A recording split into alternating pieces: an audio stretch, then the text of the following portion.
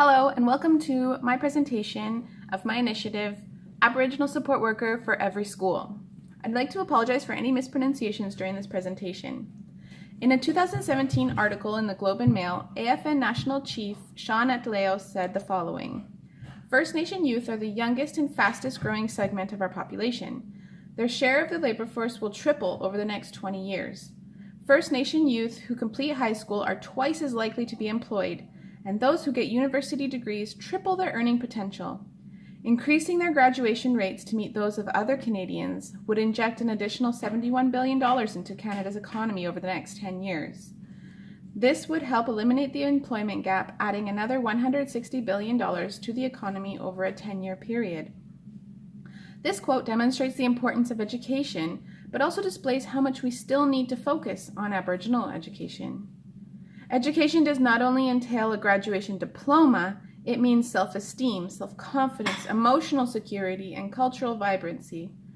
Education means that healthy and confident graduates will have a secure and happy future. This presentation will offer an example of how this type of education can be achieved for all First Nation students. Firstly, I'd like to offer some background information about First Nations in the community of Pitt Meadows and Maple Ridge. The web article entitled Culture and History says that the original inhabitants of the Maple Ridge area were the members of the Katzie Nation. The nation is an active participant in the community and are especially involved with fishing and transportation agencies. In the beginning, the Creator placed 5 communities throughout the land. According to their history, Katzie are the direct descendants of 2 of these communities.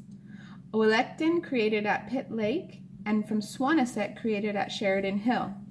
Swanisset was instructed to complete the creation of the land surrounding where he had been placed. He did so by reshaping the land and forming rivers and mountains. He brought a wife from the sky who brought ulichin and seagulls and taught the people how to catch and prepare fish. Swanisset eventually married a second wife, daughter of the chief of the Sockeye people. This ensured generations of Sockeye, and from that time, Katzie Nation have fished all types of salmon. Kahals established laws regarding land use and resource harvesting, which led the Katzie people to flourish and thrive. The traditional territory of the Katzie Nation extends from Ladner to White Rock, Port Coquitlam to Maple Ridge, and extends north up the Pitt River as seen in this map. The Katzie community are continually striving to safeguard their traditions in hunting, fishing, land protection. This image was taken from the website entitled First Peoples Language Map of British Columbia. As with many other First Nations, Katzie numbers greatly diminished after the attack of European diseases, leaving the nation population to only 400.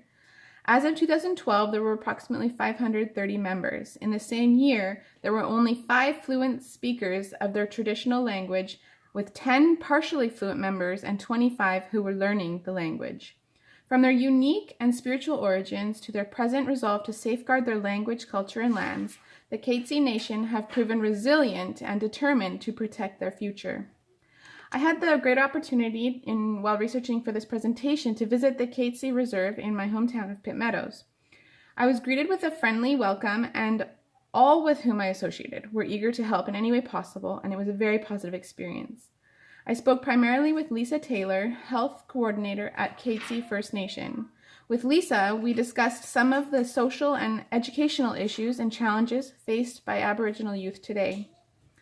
I include a picture of my very excited 3-year-old with his brand new Katzie water bottle. Amongst the various topics Lisa and I discussed, one especially caught my attention. I believe that every Aboriginal should have the benefit of a support worker within the school who serves as a mentor, who works closely with every Aboriginal student. Here, Bob Proctor said, "A mentor is someone who sees more talent and ability within you than you see in yourself and helps bring it out in you." The website youth.gov outlines the role of mentoring programs. Mentoring is often one component of a program that involves other elements such as tutoring or life skill training and coaching. The supportive, healthy relationships formed between mentors and mentees are both immediate and long-term and contribute to a host of benefits for mentors and mentees. As we discussed the benefits of mentors for Aboriginal students, Lisa had mentioned to me that there are Aboriginal support workers in each school within our district. I went to the district website, and it outlines there the function of these support workers who work closely with teachers and support staff in schools to provide meaningful support, both academic and cultural, in ways that best meet individual student needs. This really encouraged me and led me to visit some local schools within the district to learn more about the practical aspects of these district goals. I met with Leanne Fisher, Aboriginal support worker for Davy Jones Elementary. As we spoke, it became very clear that while the theoretical framework for the support worker program seemed fantastic, the practical applications are just not enough in some cases. For example, Ms. Fisher explained that she was responsible for the Aboriginal support in 3 elementary schools. She's at Davy Jones only 2 days a week, and in those days tries to have meaningful time and relationship with around 25 students. She said at her other school, she is responsible for over 35 students and is there only Mondays and Fridays, which of course is cut short from holidays and many Pro-D days. I asked her what she felt was her biggest challenge in her job. She expressed that because of limited time in each school, she only has time to help Aboriginal students academically. Only occasionally does she have time to teach a simple craft. I asked Ms. Fisher what she would do, what she could imagine she could do with a full-time at one school. She just sat back in her chair in a huge smile and said, "Oh, I could do so much." Of the 21 elementary schools in the district, only 3 have full-time Aboriginal support workers. Thus, 8 of the 11 support workers hired by the district divide their time between either 2 or 3 schools. Ms. Fisher said that she does not have enough time to develop close relationships with the students and wishes she could do more.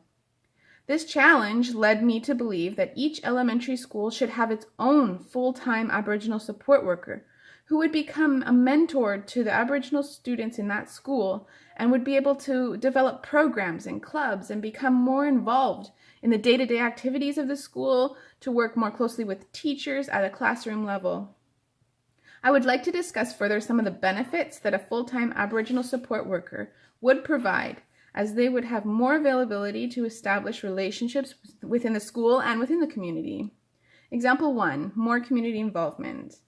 In the Northwest Territories in the Yukon, there's a program called Elders in School Program, EIS. Elders are an integral part of the school's overall cultural inclusion plan, and the program also provides elders with the opportunity to share their cultural experiences, knowledge, skills, and perspectives with the school staff and the student population. Similar program is functioning in Saskatchewan. On the website for the Saskatchewan manual entitled Aboriginal Elders and Community Workers in Schools, Jerry Gillette states that Aboriginal and community outreach programs are not just for Aboriginal students. All our students benefit from our elder. Students begin to develop an understanding of the Aboriginal culture. They learn about the spiritual dimension. This is of immense importance in our fight against racism.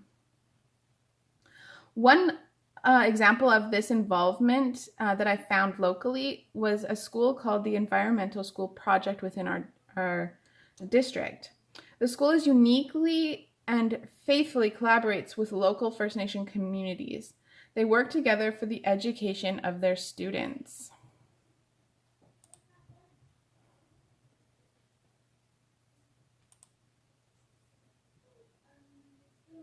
It's hard to imagine what it could be like, but imagine again students together walking along a log and studying mosses. They're feeling it, touching it, sensing it. They're asking questions about the mosses. Then they go off and jump off the log and land near a giant cedar tree. Then there's an elder there talking to the children about the story of the ancient cedar. And then from there, the students again can ask a multitude of questions. How old was the tree? What did the tree see? How are the moss and tree connected? There's all sorts of questions that come up that leads to the learning outcomes. I'm going to stop the video there. The reason I include this clip is because when I saw it, I got so excited about the possibilities of Aboriginal community involvement. And I believe a full-time Aboriginal mentor for each school would essentially become the coordinator of all these possibilities. Next, cultural and language support. A full-time support worker would have more time to create classes for Aboriginal students to learn cultural crafts, songs, dances, learn more about their ancestry and heritage and language. Imagine a group of Aboriginal students presenting their dances or songs they have learned during assemblies or on a tour, school-wide tour to each classroom presenting their dances, or having an art exhibit at the end of the year showcasing cultural pieces they have created. I think this would be a fantastic opportunity to welcome the community into the school while increasing self-esteem. Emotional support. Ms. Fisher expressed great concern that she has so little time and opportunity to truly offer emotional support to the Aboriginal students. This is something that should not be ignored, especially at a crucial age such as elementary school. I believe that if every school had a full-time Aboriginal support worker who understood and cherished their role as mentor, the Aboriginal students under their care would receive not just brief academic support just to get them by, but would benefit from extensive cultural, linguistic, social, academic, and emotional support. Students would also have the opportunity to develop a meaningful relationship with their support worker who truly can see the talent and ability within them and help bring it out. Although this initiative will create conflict in district budgets, I firmly believe benefits will greatly outweigh the price. Common benefits of successful mentoring programs, which I believe would apply to this initiative, are, for instance, increased high school graduation rates, lower high school dropout rates, healthier relationships and lifestyle choices, better attitude about school, higher college enrollment rates, enhanced self-esteem and confidence, improved behavior, stronger relationship with parents, teachers, and peers, improved interpersonal skills, and decreased likelihood of drug and alcohol use. These benefits can be achieved by an Aboriginal support worker who has the opportunity to bond with a certain group of Aboriginal students within one school. These important support workers should not be spread so thin that they're not able to help their students culturally and emotionally. While the district is moving in the right direction, there is still a large gap between the outlined goals and the actual results in the school level. I believe if every school had their own full-time Aboriginal support worker, all the district goals would not only be met, but would be far exceeded. I appreciate you listening to my presentation and hope that you can, along with me, feel that a full-time Aboriginal support worker in every school would offer essential support to teachers, administration, the general student population, the community, and most importantly, would lead to the ultimate success of young Aboriginal students.